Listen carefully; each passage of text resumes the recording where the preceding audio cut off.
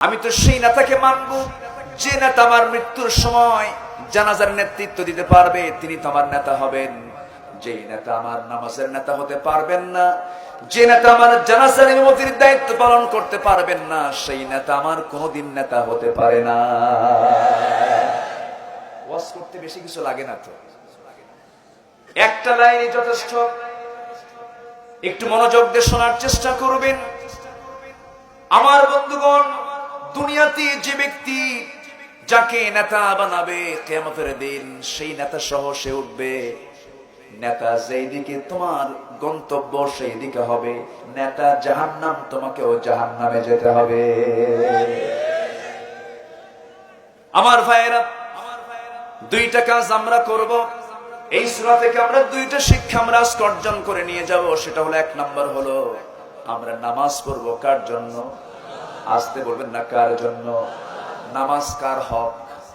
আসতে বলেন, নামাজটা কার হক? আল্লাহর হক।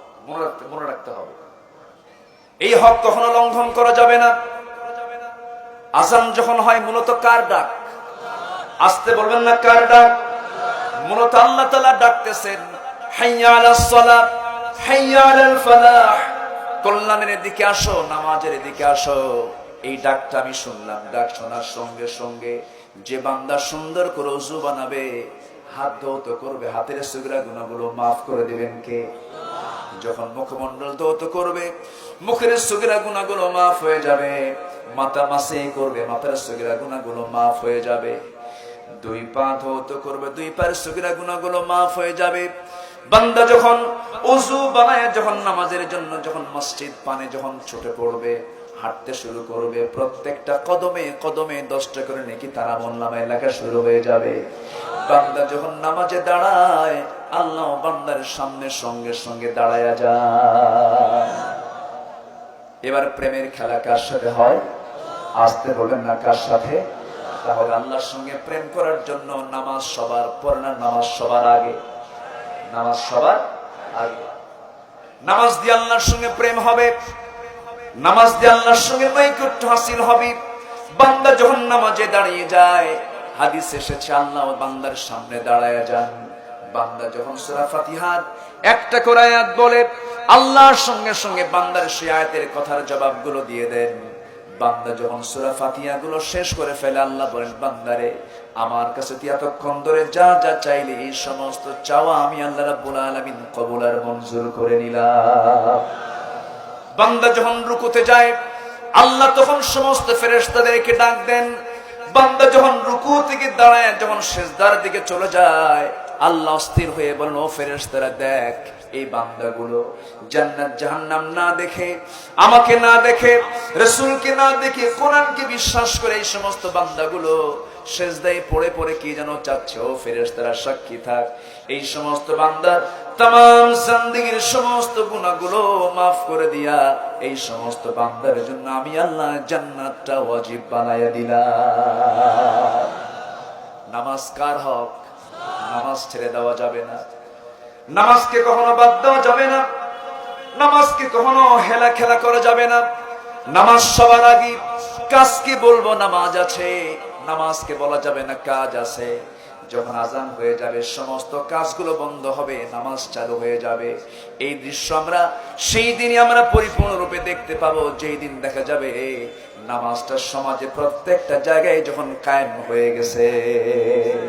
সবাইকে দৃশ্য দেখতে চাই না? সবাইকে দৃশ্য দেখতে চাই না? আল্লাহ কবুল করুন।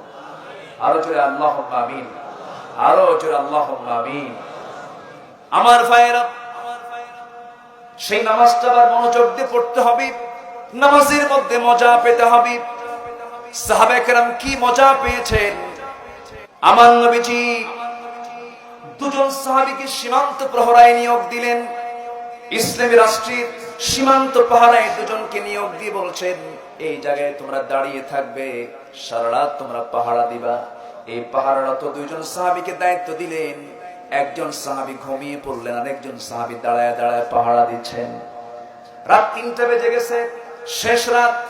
ওই সাহাবী মনে মনে চিন্তা করলেন, আব্বাদ মনে মনে চিন্তা করলেন, খামাখা দাঁড়ায় থেকে লাভ কি, তাহাজ্জুদের সময় নামাজটা আমি আদায় করে নেই। ওযু বানালেন, ওযু বানায় নামাজে দাঁড়ায় গেছেন, তাহাজ্জুদ শুরু করে দিয়েছেন, প্রথম রাকাত পড়তেছেন। এমন সময় দূর থেকে শত্রু দূর থেকে চিহ্নিত করতে পারছে না, সামনে কি যেন আফসা আফসা দেখা যায়, অস্পষ্ট দেখা যায়। এটাকে নির্দিষ্ট করার জন্য দূর থেকে একটা তীর মেরে দিয়েছে তার বরাবর, সোজা গিয়ে ওই নামাজরত সাহাবীর ডান পায়ের মধ্যে সেই তীরটা বিদ্ধ হয়েছে। নামাজ ছাড়তেছেন না আব্বাদ রাদিয়াল্লাহু তাআলা আনহু। ওই অবস্থায় তিনি প্রথম রাকাতটা পড়লেন, দ্বিতীয় রাকাতে নামাজে দাঁড়ায় আছেন। এমন সময় আরেকটা তীর যখন তার শরীর বরাবর মেরে দিয়েছে, আরেকটা তীর তার বাম পায়ে লেগেছে, দুই পায়ে তীর লাগলো, রক্তগুলো গড়ে গড়ে পড়তেছে, নামাজ তিনি ছাড়তেছেন না। ঘুমন্ত সাহাবী আম্মার তিনি জায়গা পেয়ে বলছেন, আব্বা তুমি কি করো, শত্রু তোমাকে পাকড়াও করে ফেলেছে। আব্বা কোনো কথা বললেন না। ওই অবস্থায় রুকু সিজদা করে 2 রাকাত নামাজ তিনি শেষ করে ফেললেন।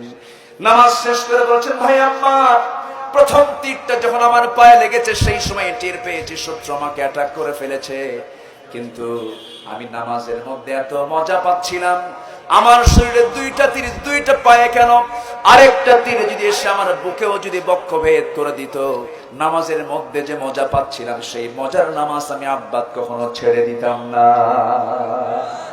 একটু জোরে বলি সুবহানাল্লাহ, জোরে বলি সুবহানাল্লাহ। এই মজা পাওয়ার দরকার আছে না নাই? এই সমস্ত মজা যারা পাবে, আল্লাহ তাআলা কবরের যে আযাবটা আছে, কবরের যে প্রশ্ন সবার জিন্দেগিতে আছে, সবার জিন্দেগিতে কবর আছে না নাই? আসতে বলবেন না আছে না নাই? এখানে কোন লোক কবরে যাবেন না? কে যাবেন না? যিনি উঠে যাচ্ছেন তিনি যাবেন না।